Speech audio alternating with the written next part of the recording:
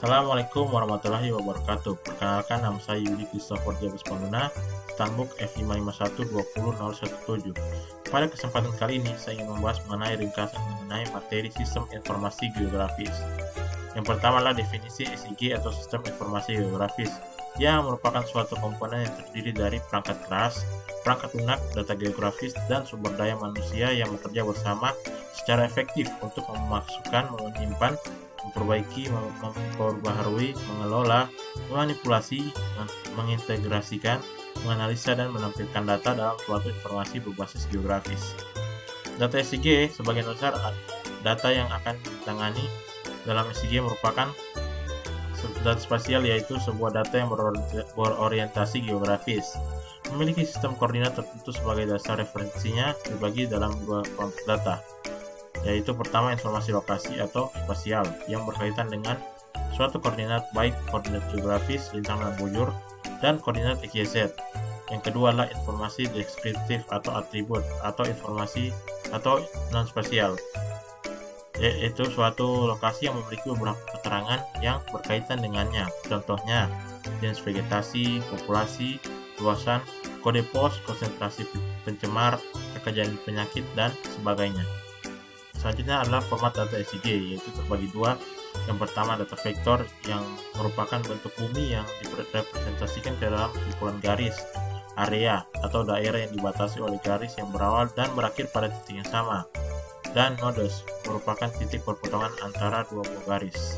Yang kedua adalah data raster, atau disebut juga dengan cell grid, adalah data yang dihasilkan dari sistem penginderaan jauh.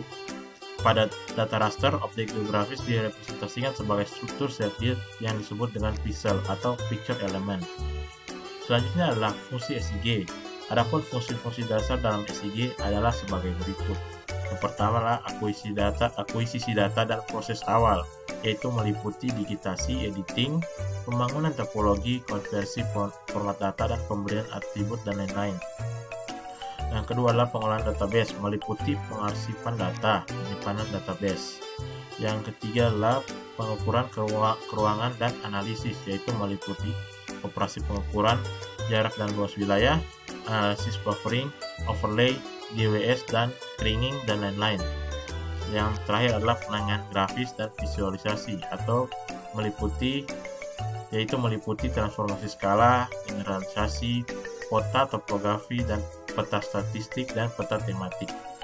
Selanjutnya itu mengenai peta. Peta merupakan gambaran sebagian atau seluruh permukaan bumi yang diproyeksikan pada bidang datar menggunakan skala. Jenis-jenis peta itu terbagi dari atas 4, yaitu berdasarkan isi, berdasarkan skala, berdasarkan bentuk, dan berdasarkan tujuan. Untuk berdasarkan isi terbagi atas 2, yaitu peta umum dan peta khusus.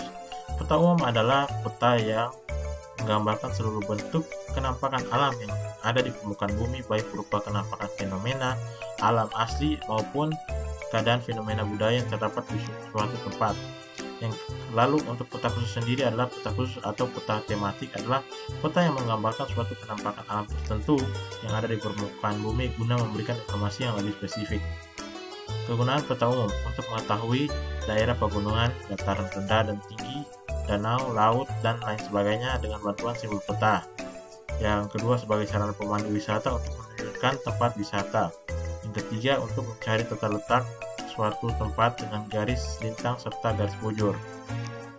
Untuk menentukan daerah iklim matahari dengan bantuan garis lintang.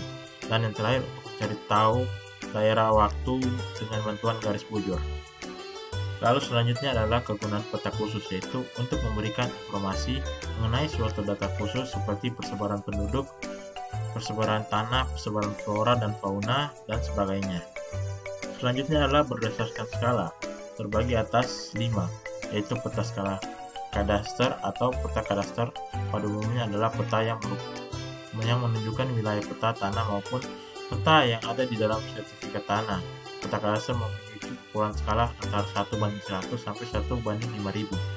Lalu ada peta skala besar, yaitu jenis-jenis peta skala besar adalah peta ini memiliki ukuran skala antara 1:5000 sampai 1:250.000. Biasanya peta ini menggunakan wilayah yang sempit, misalnya peta kelurahan, kampung rawa, atau peta kelurahan Tanjung Benoa, atau peta kelurahan Muara Rapak, dan sebagainya. Peta skala kecil. Peta skala kecil biasanya digunakan untuk menggambarkan dan menjelaskan wilayah yang luas seperti peta Indonesia, peta Thailand, peta Inggris, dan sebagainya. Peta skala kecil yaitu peta yang memiliki ukuran dengan skala antara 1:500.000 sampai 1:1 juta. Selanjutnya adalah peta skala sedang, yaitu peta yang memiliki ukuran skala antara 1:250.000 sampai 1:500.000. Peta ini digunakan untuk menggambarkan dan menjelaskan peta dengan wilayah yang agak besar, contohnya peta provinsi Jawa Timur, peta provinsi Bangka Belitung, dan sebagainya. Yang terakhir adalah peta skala geografis, yaitu skala peta ini memiliki skala antara 1:1 juta, yang dimana peta geografis ini adalah salah satu jenis peta yang biasanya digunakan untuk menggambarkan dan menjelaskan tentang sekumpulan negara di bumi. Lalu penggunaan dari peta dengan skala ini adalah peta yang diklasifikasikan berdasarkan skalanya, ialah untuk memberikan informasi yang paling detail sampai yang menyeluruh. Peta kadaster memberikan informasi yang sangat detail dengan luas wilayah yang kecil, dan peta geografis memberikan informasi umum dan biasanya meliputi wilayah yang luas. Selanjutnya adalah berdasarkan bentuk, yaitu pertama adalah peta digital, yang dimana peta digital yang digambarkan dengan bantuan program aplikasi komputer, dan biasanya peta digital menggunakan sistem informasi geografis atau SIG. Lalu ada peta timbul atau relief, yang peta yang menggambarkan bentuk sebenarnya dari permukaan bumi dalam bentuk 3 dimensi. Dan terakhir adalah peta datar, yang dimana peta yang digambarkan dalam bidang datar seperti kertas, dan biasanya peta datar berbentuk 2 dimensi.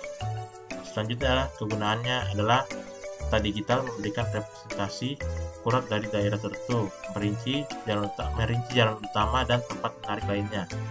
Peta timbul memberikan representasi bentuk permukaan bumi berdasarkan ketinggian suatu daratan, dan peta datar memberikan gambaran permukaan bumi yang diproyeksikan dalam bidang datar. Selanjutnya berdasarkan tujuan, yaitu adalah peta pendidikan atau educational map, yaitu peta lokasi sekolah SLTP atau SMO. Yang kedua adalah peta ilmu pengetahuan umum, yaitu peta arah mata angin, peta penduduk. Yang ketiga adalah peta informasi umum, yaitu peta pusat perbelanjaan. Dan terakhir adalah peta turis atau turis map, peta museum, dan peta rute bus. Lalu ada proyeksi peta, yaitu proyeksi peta adalah teknik-teknik yang digunakan untuk menggambarkan sebagian atau keseluruhan permukaan 3 dimensi yang secara kasaran berbentuk bola ke permukaan datar 2 dimensi dengan distorsi sesedikit mungkin. Jenis-jenis proyeksi peta adalah menurut bidang proyeksi, menurut kedudukan garis karakteristik atau bidang proyeksi terhadap bidang datum yang digunakan, atau yang ketiga adalah menurut ciri-ciri asli yang tetap dipertahankan, dan keempat adalah selanjutnya adalah proyeksi peta, yang dimana proyeksi peta adalah teknik-teknik yang digunakan untuk menggambarkan sebagian besar atau keseluruhan permukaan 3 dimensi yang secara kasaran berbentuk bola ke permukaan datar dengan 2 dimensi dengan distorsi sedikit mungkin. Dan jenis-jenis proyeksi peta itu terbagi menurut, pertama adalah menurut bidang proyeksi, yang kedua adalah menurut kedudukan garis karakteristik atau bidang proyeksi terhadap bidang datum yang digunakan, yang ketiga adalah menurut ciri-ciri asli yang tetap dipertahankan, dan keempat adalah menurut karakteristik singgungan antara bidang proyeksi dan bidang datum. Menurut bidang proyeksi terbagi atas 3, yaitu peta azimutal, yaitu peta yang menggunakan bidang datar sebagai bidang proyeksi. Yang kedua, peta kerucut atau konik menggunakan bidang kerucut sebagai bidang proyeksi, dan peta silinder yang menggunakan bidang silinder sebagai proyeksi. Yang pertama adalah peta azimutal, yaitu ialah proyeksi yang menggunakan bidang datar sebagai bidang proyeksinya. Proyeksi bentuk ini terdiri atas 3 macam, yaitu sebagai berikut, yaitu pertama adalah proyeksi genomonik, yaitu proyeksi yang titik G-nya terletak di pusat lingkaran. Lalu ada proyeksi stereografik, yaitu proyeksi yang titik G-nya berpotongan berlawanan dengan bidang proyeksi. Dan yang ketiga adalah peta ortografik, yaitu proyeksi yang titik Y-nya terletak jauh di luar lingkaran. Lalu ada peta kerucut, yang dimana proyeksi bentuk ini diperoleh dengan jalan memproyeksikan globe pada bidang kerucut yang melingkupinya. Puncak kerucut berada di atas kutub utara dan kemudian direntangkan. Proyeksi dengan cara ini akan menghasilkan gambar yang baik, relatif sempurna untuk di daerah kutub utara dan di daerah kisaran kutub utara. Yang ketiga adalah proyeksi silinder. Nah, proyeksi silinder ini di bidang proyeksinya berupa silinder. Proyeksi silinder adalah sebuah garis horizontal dan meridian berupa garis lurus vertikal. Proyeksi ini sangat baik untuk mematakan daerah yang berada di daerah khatulistiwa dan tidak sesuai digunakan untuk memetakan daerah yang berada di sekitar kutub. Selanjutnya adalah menurut kedudukan garis, karakteristik atau bidang proyeksi terhadap bidang datum yang digunakan. Yang pertama adalah proyeksi normal, yaitu garis karakteristik berhimpit dengan sumbu bumi. Yang kedua adalah proyeksi miring, yaitu garis karakteristik membentuk sudut terhadap sumbu bumi. Dan yang ketiga adalah proyeksi transversal atau ekuator, yang mana garis karakteristik tegak lurus terhadap sumbu bumi. Lalu selanjutnya adalah menurut ciri-ciri asli yang tetap dipertahankan, yaitu pertama adalah proyeksi ekuidistan atau di mana jarak di peta sama dengan jarak di permukaan bumi. Yang kedua adalah proyeksi konform, yang dimana sudut dan arah di peta sama dengan sudut dan arah di permukaan bumi. Dan yang ketiga adalah proyeksi ekuivalan, yang dimana luas di peta sama dengan luas di permukaan bumi. Dan yang terakhir adalah menurut karakteristik singgungan antara bidang proyeksi dengan bidang datum, yang dimana ada tiga, yaitu proyeksi menyinggung, proyeksi memotong, dan proyeksi tidak menyinggung atau tidak memotong. Dan mungkin sekian saja pembahasan mengenai ringkasan dari materi sistem informasi geografis dari saya. Assalamualaikum warahmatullahi wabarakatuh dan terima kasih.